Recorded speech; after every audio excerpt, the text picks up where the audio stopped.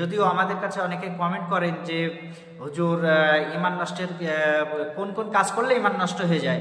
তো আমরা বিভিন্ন কিতাব বিশেষ করে হাদিস থেকে কয়েকটি বিষয় আপনাদের সামনে উপস্থাপন করতে চাই, যে বিষয়গুলি যদি কারোর সাথে সংশ্লিষ্ট থাকে, কারোর আচরণের সাথে যদি সংমিশ্রণ থাকে, তাহলে বুঝতে হবে তার ঈমান নষ্ট হয়ে যাবে, ঈমান ভেঙে যাবে। যেমন নামাজ ভঙ্গের কিছু কারণসমূহ রয়েছে, ঈমান অজু ভঙ্গের কিছু কারণ সমূহ রয়েছে, অনুরূপভাবে ঈমান ভঙ্গের কিছু কারণ রয়েছে, ঈমান নষ্টের কিছু কারণ রয়েছে। আমরা সেই কয়েকটি কারণ নিয়ে সরাসরি আপনাদের সামনে উপস্থাপনা করতে চাই। সর্বপ্রথম ঈমান নষ্টের যে কারণসমূহ রয়েছে, আমরা মোটামুটি কয়েকটি কারণের মধ্যে আমরা মোটামুটি 10টি কারণ আপনাদের সামনে উপস্থাপন করব, এবং 10টি কারণ থাকলে বুঝতে হবে ওই লোকটার ঈমান নষ্ট হয়ে গেছে, ঈমান ভেঙে গেছে, ঈমান নাই। তাহলে আমরা প্রথম নাম্বার যেটা, তা হলো আশিরকু বিল্লাহ, আল্লাহর সাথে শরীক করা। প্রিয় দর্শক শ্রোতা, আল্লাহর সাথে শরীক করা হলো সব থেকে মস্ত বড় অপরাধ, সব থেকে জঘন্যতম পাপ, সব থেকে মহা একটি পাপ, যে পাপ সম্পর্কে কোরআন আল কারিমে অনেক জায়গায় এসেছে, যেখানে আল্লাহ জাল্লা শানু তিনি তার নিজের পরিচয় তুলে ধরেছেন। উলহু আল্লাহু আহাদ, আল্লাহ জাল্লা শানু তিনি নিজে বলছেন আমি আল্লাহ এক। অথবা সূরাতুল ফাতিহার প্রারম্ভে তিনি বলেছেন ইয়াকা না'বুদু ওয়া ইয়াকা নাস্তাঈন, আমরা শুধুমাত্র আল্লাহ জাল্লা শানুর ইবাদত করি এবং সাহায্য প্রার্থনা করি তার কাছে। প্রিয় দর্শক শ্রোতা, আল্লাহ জাল্লা শানুর সাথে যদি কেউ শিরক করে থাকে, এখন যদি কেউ শিরকিয়াতের সাথে থাকে, যেখানে শিরক করা সরাসরি হারাম, সরাসরি নিষিদ্ধ এবং মস্ত বড় জুলুম, শুধু জুলুম না, জুলমে আজিম, সব থেকে বড় একটা জুলুম। এজন্য আমরা শিরক থেকে বিরত থাকবো। শিরক মানে আল্লাহ জাল্লা শানুর সাথে যে শিরকগুলো করা হয়, এই শিরক থেকে আদার্স অন্যান্য যতগুলি শিরক রয়েছে, সমস্ত শিরকিয়াত থেকে আমাদের ফিরে থাকতে হবে। যেমন আল্লাহ জাল্লা শানুর যে গুণাগুণগুলি রয়েছে তার সাথে সংমিশ্রণ করে ফেলা, আল্লাহ যা করতে পারেন অন্য একজন তা পারেন, এই টাইপের ভাবনা ভাবা। আল্লাহ যেমন মানুষকে রোগ দিতে পারেন, অন্য মাজার সেই রোগ ভালো করতে পারেন। আল্লাহ যেমন রোগ ভালো করতে পারেন, আপনি যদি নিয়ত করে থাকেন যে হ্যাঁ মাজার রোগ ভালো করতে পারে, তাহলে বুঝবেন যে আপনার ঈমানের ঘাটতি আছে, ঈমান নষ্ট হয়ে যাবে। ঈমান নষ্টের প্রথম কারণ হলো আল্লাহ জাল্লা শানুর সাথে শিরক করা, অর্থাৎ আপনার ছেলে হয় না। আমরা ইতিপূর্বে অনেক আলোচনার মধ্যে এই বিষয়টি, এই টপিকটি আপনাদের সামনে উপস্থাপনা করেছি। যেহেতু বর্তমান যুগে একদল যারা সালাত আদায় করছে, কন্টিনিউ নামাজ আদায় করছে, অথচ তারা শিরকিয়াতের সাথে সম্পৃক্ত। এই রকম ধরনের যতগুলি ছোট থেকে বড় যত শিরক রয়েছে, সমস্ত শিরক থেকে যারা ফিরতে না পারবে তাদের ঈমান নষ্ট হয়ে যাবে। শিরক থেকে আমাদের ফিরতে হবে। এরপরে দ্বিতীয় নাম্বার রয়েছে আল্লাহ তার মাঝে মাধ্যম সাব্যস্ত করা, আল্লাহ জাল্লা শানুর কাছে মাধ্যম সাব্যস্ত করা। যেমন ধরুন আল্লাহ জাল্লা শানুর সাথে আপনি সরাসরি কথোপকথন করতে পারেন, সলা আদায় করতে পারেন, সলার মাধ্যমে আল্লাহ জাল্লা শানুর সাথে আপনার কথোপকথন হয়ে যায়।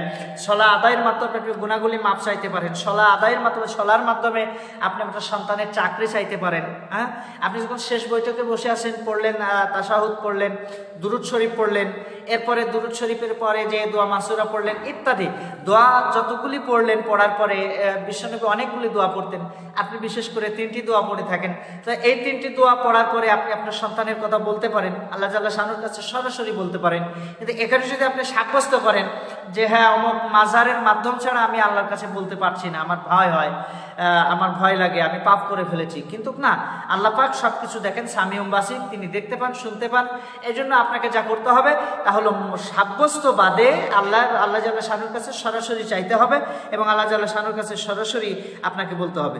এরপরে হলো 3 নাম্বার হলো কোনো মুশরিককে কাফের না বলা, অর্থাৎ কোনো একজন কাফির অথচ আপনি তাকে কাফের মনে করছেন না। যেমন ধরুন আল্লাহ জাল্লা শানু কোরআনে অসংখ্য কাফিরদের নাম দিয়েছেন, ফেরাউনের নাম দিয়েছেন, আবু লাহাবের নাম দেওয়া হয়েছে, সরাসরি ফেরাউনের নাম দেওয়া হয়েছে। এরকম এই টাইপের যতগুলি কাফের রয়েছে, বিশেষ করে আমরা হাদিস থেকে জানতে পারি সাইবা, উতবা, মুগিরা, আব্দুল্লাহ ইবনে উবাই ছিলেন মুনাফিক। এখন যদি কেউ বলে যে না আবু জাহেল কাফের ছিল না, তাহলে বুঝতে হবে তার ঈমান নষ্ট হয়ে গেছে, তার ঈমান ভেঙে গেছে। যেখানে সরাসরি আল্লাহ জাল্লা শানু তিনি তাদেরকে কাফের বলছেন। এমনকি প্রিয় হাবিব কিছু কাফেরদের লিস্ট দিয়েছেন, সাহাবা রিদওয়ানুল্লাহি তাআলা আলাইহিম আজমাইন তারাও কিছু কাফেরদের লিস্ট দিয়েছেন, কিন্তু আপনি সে কাফেরগুলিকে কাফের মনে করছেন না, তাহলে আপনার ঈমান ভেঙে যাবে। অর্থাৎ কাফেরকে কাফের মনে করতে হবে, মুশরিককে মুশরিক মনে করতে হবে। একজন মুশরিক আপনি তাকে ভালো বলতে পারেন না, এটা কোনো মুমিনের কাজ নয়, এটা নিঃসন্দেহে মুনাফিকের কাজ। এই জন্য এই কাজ থেকে আমাদের ফিরতে হবে। এরপরে ৪র্থ নম্বরে আপনাকে যা করতে হবে, নবী করিম সাল্লাল্লাহু আলাইহি সাল্লামের পক্ষ থেকে যা নিয়ে এসেছেন তা অপূর্ণাঙ্গ মনে করা। অর্থাৎ আল্লাহ জাল্লা শানু তিনি নিজে বলেছেন, ওয়াল্লাযিনা ইউমিনুনা বিমা উনজিলা ইলাইকা ওয়া মা উনজিলা মিন ক্বাবলিক। এখানে আল্লাহ পাক সূরাতুল বাকারার সূচনা লগ্নে তিনি যা বলেছেন তা হলো, নবী হে, আপনার প্রতি যে কিতাব দিয়েছি এবং আপনার পূর্বে যে কিতাব দিয়েছি তার প্রতি যেন তারা বিশ্বাস করে। তাহলে প্রিয় দর্শক শ্রোতা, আপনি যদি কোরআনকে বিশ্বাস করে থাকেন তাহলে বলতে পারবেন না যে কোরআন অপূর্ণ রয়েছে, কোরআনের অপূর্ণতা রয়েছে। কোরআনের মধ্যেই পূর্ণতা রয়েছে, পৃথিবীর সমস্ত কিছুই কোরআনের মধ্যে নিহিত রয়েছে। আপনি যদি এরকম কোনো চিন্তা করে থাকেন, আপনার মনের মধ্যে যদি এরকম কোনো ভাবনা থেকে থাকে, তাহলে আপনি মুশরিক হয়ে যাবেন, আপনি কাফের হয়ে যাবেন, আপনার ঈমান নষ্ট হয়ে যাবে, আপনি বেঈমান হয়ে যাবেন। যে ব্যক্তি কোরআন থেকে ফিরে থাকে, আবু জেহেল আর তার মধ্যে কোনো পার্থক্য তফাৎ আমরা দেখতে পাই না। এরপরে ৫ নাম্বার, মহানবী সাল্লাল্লাহু আলাইহি সাল্লাম প্রদর্শিত কোনো বিধান অপছন্দ করা। প্রিয় দর্শক শ্রোতা, এটা হলো গুরুত্বপূর্ণ একটি বিষয় যে রাসূল করিম সাল্লাল্লাহু আলাইহি সাল্লাম তিনি কোনো নিয়ম দিলেন, যেমন তিনি বললেন যে সুন্নাত বহন করতে হবে, টুপি মাথায় দিতে হবে, ইত্যাদি ইত্যাদি। তিনি বললেন মেসওয়াক করতে হবে। এখন আপনি ভাবলেন যে হ্যাঁ, পাঞ্জাবি গায়ে দেওয়াটা, আমি তো সলা আদায় করি কিন্তু পাঞ্জাবি গায়ে দেওয়াটা আমার কাছে খারাপ লাগে। আপনি সলা আদায় করছেন, আপনার কাছে বারবার মেসওয়াক করাটা খারাপ লাগে। আপনি সলা আদায় করছেন।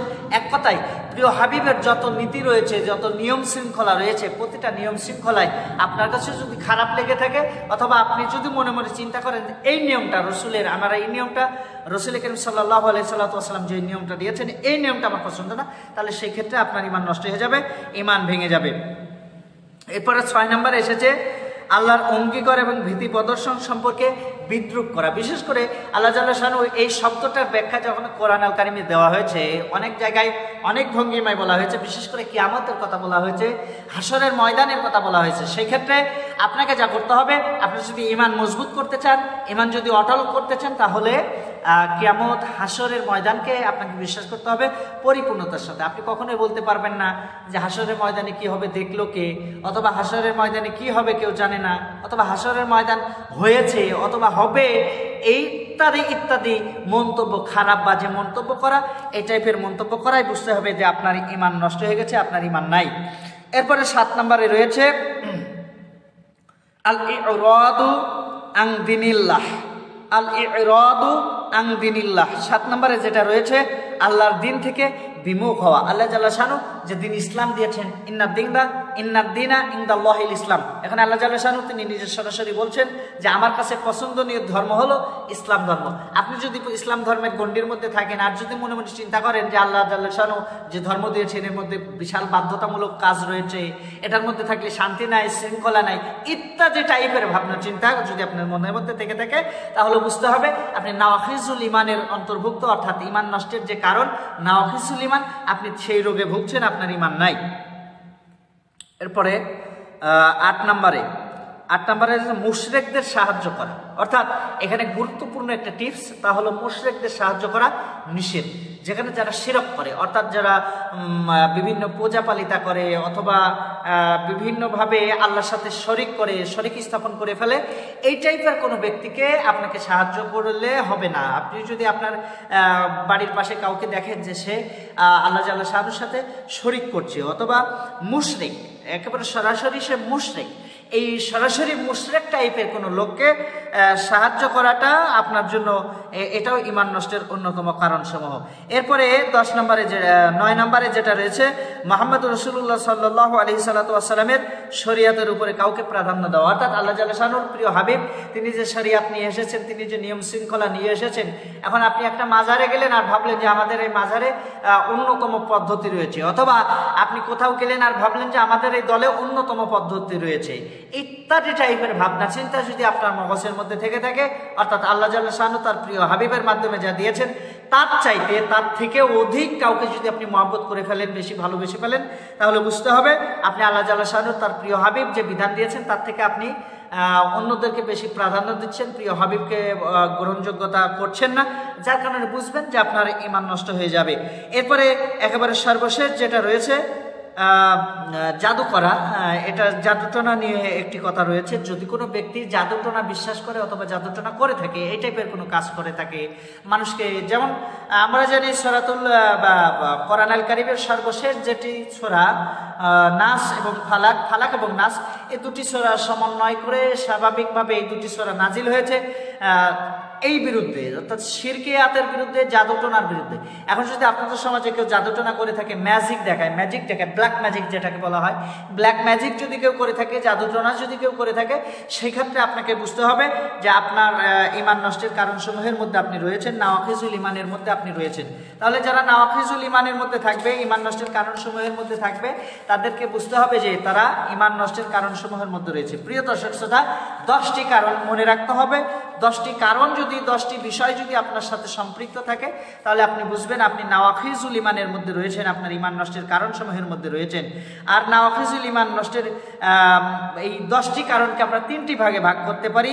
আর শিরক, আল কুফর, আর নিফাক, এই 3টির সাথে আমরা সম্পৃক্ত করতে পারি, ভাগ করতে পারি। তো ভাগের আলোচনাটা আজকে যদিও আমাদের প্রাসঙ্গিক নয়, আলোচনা করে শেষ করা যাবে না, যার কারণে আমরা এই শিরক এবং আল কুফর আর নিফাক এই 3টি বিষয় অন্য কোনো বিষয়ে, অন্য কোনো দিনে আলোচনার মধ্যে আমরা নিয়ে আসব। তাহলে আজকে যে বিষয়টি আমরা জানলাম তা হলো, আল্লাহর সাথে কেউ যদি শরিক করে তাহলে তার ঈমান নষ্ট হয়ে যাবে, ঈমান থাকবে না। আল্লাহ তার মাঝে যদি সাব্যস্ত করে, মাধ্যম সাব্যস্ত করে, তাহলে তার ঈমান থাকবে না। 3য় নাম্বার, কোনো মুশরিককে কাফের মনে না করলে তার ঈমান থাকবে না। 4র্থ নাম্বার, নবী করিম সাল্লাল্লাহু আলাইহি সাল্লামের পক্ষ থেকে যা নিয়ে আসা হয়েছে, অর্থাৎ কোরআন আল কারীমকে অবমাননা করলে, কোরআন আল কারীমকে অপছন্দ করলে, অথবা কোরআন আল কারীমের মধ্যে সবকিছু বলা নেই, এই টাইপের ভাবনা চিন্তা করলে তার ঈমান থাকবে না। 5 নাম্বার, নবী প্রদর্শিত যে কোনো বিধান অপছন্দ করা, অর্থাৎ সুন্নাতের যে কোনো একটি বিষয়কে অপছন্দ করলে আপনার ঈমান থাকবে না। আর 6 নাম্বার, আল্লাহর অঙ্গীকার ও ভীতি প্রদর্শন সম্পর্কে বিদ্রুপ করা, অর্থাৎ কিয়ামতকে বিদ্রুপ করা, কবরকে বিদ্রুপ করা, পুলসিরাতকে বিদ্রুপ করা, জাহান্নামকে বিদ্রুপ করে, এই টাইপের ইত্যাদি বিদ্রুপ করলে তার ঈমান থাকবে না। 7 নাম্বার, আল্লাহর দিন থেকে বিমুখ হয়ে গেলে তার ঈমান থাকবে না, অর্থাৎ দিন ইসলাম থেকে বিমুখ হয়ে গেলে তার ঈমান থাকবে না। 8 নাম্বার, মুশরিকদের সাহায্য করলে তার ঈমান থাকবে না, মুশরিকদের যারা সরাসরি মুশরিক তাদেরকে সাহায্য করা যাবে না। তথা 9 নাম্বার, মুহাম্মদ রাসূলুল্লাহ সাল্লাল্লাহু আলাইহি সাল্লামের শরীয়তের উপরে কাউকে বেশি প্রাধান্য দিলে, অর্থাৎ কাউকে যদি আপনি বেশি প্রাধান্য দিয়ে থাকেন, তাহলে আপনার ঈমান থাকবে না। আর যে ব্যক্তি জাদুটনার সাথে থাকবে তার ঈমান থাকবে না। প্রিয় দর্শক শ্রোতা, এই ঈমান নষ্টের নাওয়াকিজুল ঈমান, ঈমান নষ্ট হয়ে যায়, এই ধরনের এই টাইপের 10টি কাজ থেকে আল্লাহ জাল্লা শানহু আমাদেরকে হেফাজত করুক। আমরা হাদিস থেকে, বিভিন্ন কিতাব থেকে যে 10টি টিপস আমরা আজকে পেলাম, এটা প্রায় মুসলিমদের সাথে জড়িত আছে। প্রিয় দর্শক শ্রোতা, আজকে আলোচনার পরে দেশে এবং দেশের বাইরে যে যেখান থেকে আমাদের অনুষ্ঠান দেখছেন, তারা এই 10টি বিষয় এড়িয়ে চলবেন, তাহলে আপনার ঈমান মজবুত থাকবে। আল্লাহ জাল্লা শানহু আমাদের ঈমান মজবুত রাখার তৌফিক দিক। আরেকটি কথা, যারা দ্বীন ইসলামকে মহব্বত করেন, দ্বীন ইসলামকে ভালোবেসেন, তারা যারা ইউটিউবাররা রয়েছে, বিশেষ করে যারা এই অনুষ্ঠানটা কন্টিনিউ পরিচালনা করে, এই ছেলেগুলি একটা চ্যানেল খুলেছে এবং চ্যানেলটি আমার নামেই খুলেছে। তারা চ্যানেলটির নাম দিয়েছে কারি মাওলানা আব্দুল খালেক। তারা যেহেতু নাম দিয়েছে, সেই ক্ষেত্রে আপনারা কারি মাওলানা আব্দুল খালেক চ্যানেলটি সাবস্ক্রাইব করবেন, শেয়ার করবেন, কমেন্ট করে আমাদেরকে জানাবেন অনুষ্ঠানটি কেমন হলো। আল্লাহ পাক আমাদের এই 10টি ঈমান নষ্টের কারণসমূহ থেকে হেফাজত করুক, আমিন।